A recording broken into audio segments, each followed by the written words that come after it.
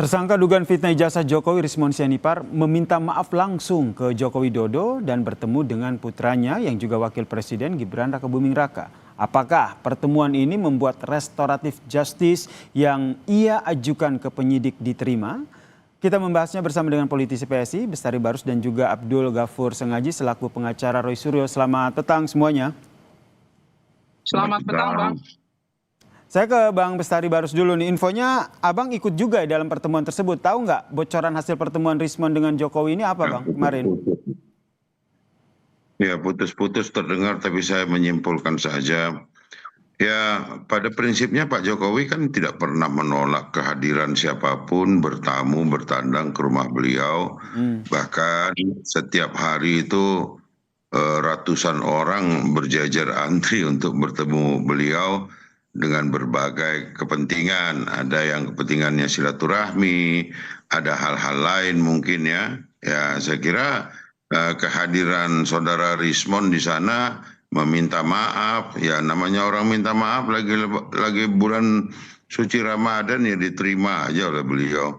Dan bukan juga menjadi satu harapan atau apa begitu ya, tapi kalau orang datang minta maaf ya diterima saja, tidak lebih tidak kurang, dimaafkan, dan kemudian meminta apakah itu restoratif justice. Beliau sudah menjelaskan bahwa pengacara yang akan kemudian menindaklanjuti itu mungkin ke Polda Metro Jaya atau ke pihak terkait lainnya. Saya kira itu aja, sederhana aja, nggak ada yang lebih-lebih. Sederhananya minta maaf, terus itu karena bulan Ramadan Jokowi juga memberikan maafnya, tapi restoratif justice-nya belum ada bahasan soal itu nggak kelanjutannya? Karena tujuan datanya tentu itu kan. Kepada pengacara, saya sempat bertemu dengan Pak Jokowi di nonton bola bareng tuh di Manahan Solo malam tadi, dan kemudian mengatakan, saya bertanya, Pak itu saudara Rismon, ya datang dan dia minta maaf dan beliau menitikkan air mata, tanda penyesalan, ya sudah diterima, nggak ada yang luar biasa, nggak ada yang lebih-lebih dari itu, nggak ada. Menitikan air mata berarti Rismon menangis begitu di depan Jokowi? Gimana?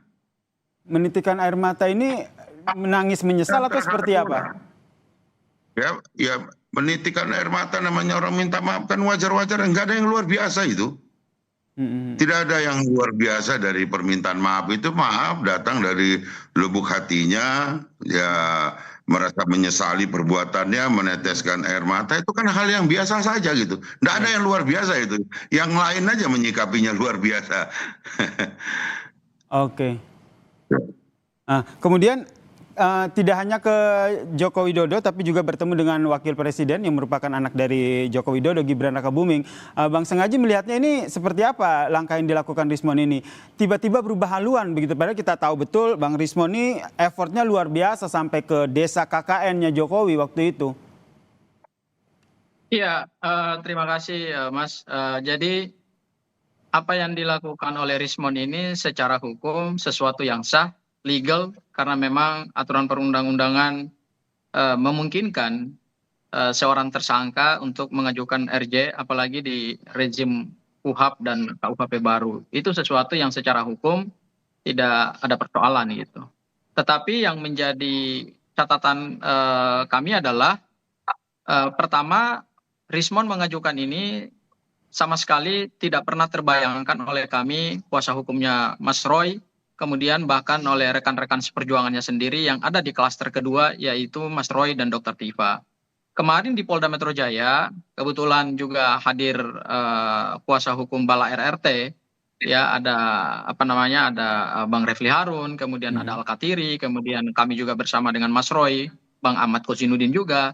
Intinya adalah apa yang dilakukan oleh Rismon ini sesungguhnya telah keluar dari apa yang selama ini mereka perjuangkan gitu. Sehingga kalau kita amati tren sosial media, memang Rismon sudah secara langsung mengatakan bahwa ya sudah, saya bersedia dicap sebagai pengkhianat gitu ya, daripada saya tidurnya tidak nyenyak. Jadi sebenarnya isunya bukan soal isu ijazah ini asli atau palsu, kemudian bergabungnya atau Rismon mengubah langkahnya kemudian menjadikan isu ijazah ini jadi ijazah Tapi asli gitu.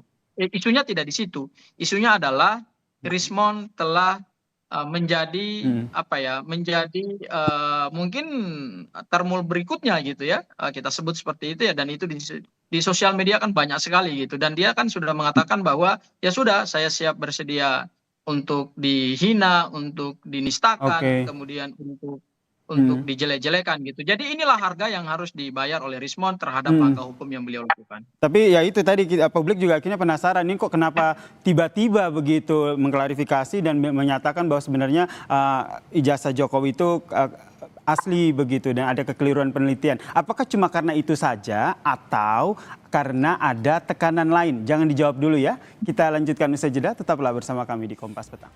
Pertanyaan gantung saya tadi sebelum jeda adalah apakah ini betul karena Rismon akhirnya mengetahui bahwa ternyata ijazah Jokowi ini asli padahal sebelumnya bilang 99,9% palsu, atau ada hal lain begitu. Dari Bang Sangaji sendiri melihatnya kenapa akhirnya tentu tahu dong internal cari tahu begitu kenapa tiba-tiba Bung Rismon yang begitu effort begitu berapi-api begitu menyatakan bahwa ijazahnya Jokowi ini palsu tiba-tiba berbalik arah. Ya, jadi dalam beberapa minggu terakhir ini memang Rismon berubah drastis ya. Dan itu kami lihat sejak kasus dugaan ijazah palsunya diungkit oleh beberapa relawan Pak Jokowi, dan kemudian beliau dilaporkan di Polda Metro Jaya. Memang setelah Bang Bill, salah satu YouTuber Nusantara itu melaporkan Rismon, kemudian Rismon memang mengalami perubahan yang cukup drastis. Jadi keterangan Rismon di rumah Pak Jokowi bahwa beliau telah 2 bulan melakukan penelitian lanjutan atas ijazah Pak Jokowi, kemudian beliau mengatakan ada emboss, ada watermark, kemudian ada lintasan stempel, dan hal yang sama juga tadi beliau sampaikan di Istana Wakil Presiden, itu sebetulnya tidak sesuai dengan fakta yang sebenarnya. Oke Bang Sangaji, saya mau konfirmasi dulu tadi. Sikap dari Rismon ini berubah semenjak ada laporan soal kasus dugaan ijazah palsu Rismon. Ini ijazah palsu yang mana? Dugaan ijazah yang dilaporkan itu kan adalah S2, S3 di Universitas Yamaguchi Jepang. Ya, itu diduga palsu. Mungkin Rismon disitulah kemudian mendapatkan tekanan, ya. Kemudian ada invisible hand, ada tangan-tangan tak terlihat yang kita nggak tahu siapa. Bisa juga di internal mereka itu adalah mungkin ada tim kuasa hukumnya juga gitu kan. Kemudian juga ada pihak dari eksternal, kemudian melakukan pressure terhadap Rismon. Kemudian akhirnya Rismon melakukan satu langkah yang menurut saya justru akhirnya diakui sendiri gitu. Langkah itu menghinakan diri dia, kemudian menistakan diri dia gitu. Dan itulah akhirnya publik jadi tahu bahwa seorang Rismon itu hanyalah seorang pemberani di awal, tetapi pada akhirnya jadi penakut juga gitu. Oke, saya ke Bang Barus. Bang Barus, betulkah demikian karena ada laporan dugaan ijazah palsu Rismon yang akhirnya menjadi awal begitu? Akhirnya Rismon berbalik arah. Bang Barus? Putus Anda ulangin. Ini kan kalau kata Bang Sangaji, sikapnya Bung Rismon ini berubah semenjak ada laporan dugaan ijazah palsu S2, S3 Rismon. Sampai di situ aja. Gimana Bang? Saya kira semua orang bisa menduga apapun, tapi yang paling fakta pada hari ini ada orang datang minta maaf, ya udah kami terima.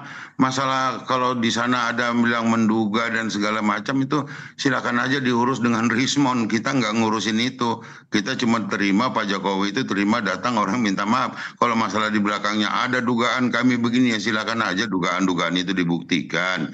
Yang jelas bahwa Rismon minta maaf diterima, tak minta maaf pun Rismon, ijazah Pak Jokowi asli, belum ada terbukti pernah palsu begitu. Bagi kami itu sudah cukup, gitu. Saya kira itu ya. Oke, termaksud tadi kata Bung Abdul, Bang Sangaji yang bilang bahwa ada tangan-tangan tak terlihat begitu yang ikut invisible hand. Silakan aja dibuktikan ada tangan itu. Bagi kami nggak ada gunanya kami membuktikan tangan-tangan gitu. Yang jelas ada orang datang minta maaf dengan setulus hati diterima. Kan sudah begitu aja. Kalau masalah ada kecurigaan kami begini ya memang kalau mau hidup dalam kecurigaan terus itu juga kan pilihan saja.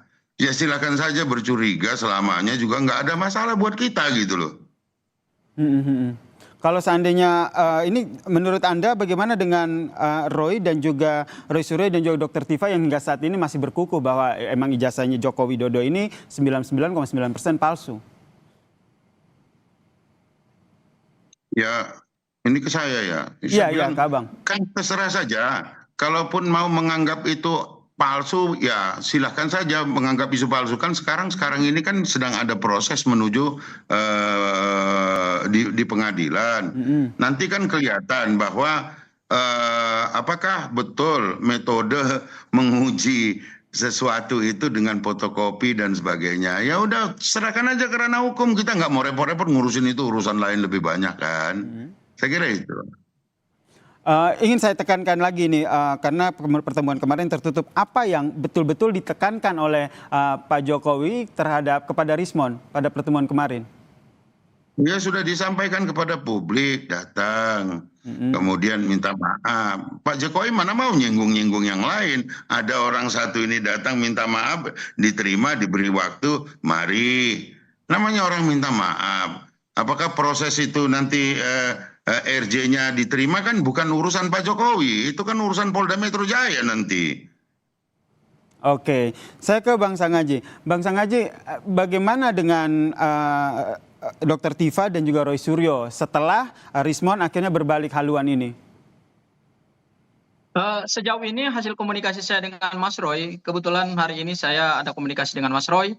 Mas Roy dan kemarin juga beliau tegaskan di Polda Metro Jaya dan di beberapa pas TV-TV sebelah, beliau mengatakan bahwa tidak ada pengaruh 1% pun terhadap ikhtiar beliau untuk menjawab keingintahuan publik terhadap ijazah Pak Jokowi. Itu hal yang pertama. Kemudian hal yang kedua, saya kira juga hal yang sama juga terjadi dengan Dr. Tifa. Hal yang kedua, saya ingin mengomentari apa yang disampaikan oleh Pak Bestari bahwa ijazah Pak Jokowi asli ada atau tidaknya RJ-nya Rismon. Saya kira itu statement yang sebetulnya tidak perlu lagi diulang-ulangi karena memang pihaknya Pak Jokowi kan memang dari awal selalu mengatakan ini asli kecuali memang sudah ada putusan pengadilan. Itu hal yang kedua. Kemudian hal yang ketiga, saya ingin mengatakan bahwa RJ-nya Rismon ini justru sangat diharapkan dan ditunggu-tunggu oleh Pak Jokowi. RJ-nya Bang DHL dan Bang ES itu sebetulnya tidak punya kekuatan atau tidak punya dampak hukum apapun terhadap perkara ini. Jadi kalau dikatakan ada tangan-tangan tak terlihat yang bermain, ya memang pasti ada tangan-tangan tak terlihat yang bermain. The invisible hand itu pasti bermain. Karena apa? Karena RJ-nya Rismon itu kalau saya sebut ini RJ kelas VVIP. Ya, bukan RJ tersangka biasa. Ini RJ kelas VVIP yang berbeda dengan RJ-nya ES dan DHL. Baik. Bagi Pak Jokowi, sebetulnya RJ-nya ES dan DHL itu tidak punya pengaruh yang signifikan dalam proses penegakan hukum ini dan mengungkap kebenaran atas dugaan ijazah palsu Pak Joko Widodo. Tetapi begitu beliau tarik Rismon untuk kemudian mengkhianati teman-temannya sendiri dan kemudian memilih Oke, Bang Bestari silakan tanggapannya. Singkat saja. Iya. Lah, itulah yang sebetulnya sangat diinginkan oleh Pak Jokowi dan para pendukung Pak Jokowi. Kita sudah tangkap apa yang disampaikan Bang Sangaji. RRT bisa dibelah. Terakhir singkat saja tanggapannya, ini kok senyum-senyum Bang Bestari, kenapa nih? Ya saya kira ya semakin dalam saja, bahkan pengacara pun sudah mulai personal gitu. Tapi nggak apa-apa lah, memang cuman kalau memang itu yang diharapkan ya jalanin aja, nggak ada masalah itu. Tuduhan-tuduhan pada Pak Jokowi itu kan sudah memang biasa terjadi. Jadi kalau ditambahin cuman dari kelas-kelas yang begini, lanjut saja. Baik, kita nantikan ya bagaimana proses hukum yang tengah berlangsung, apakah ini RJ-nya jadi atau tidak ya. Terima kasih Bang Bestari Barus, politisi PSI, dan juga Bang Abdul Ghafur Sangaji, pengacara Roy Suryo, telah berbagi informasinya di Kompas Petang. Salam sehat semuanya.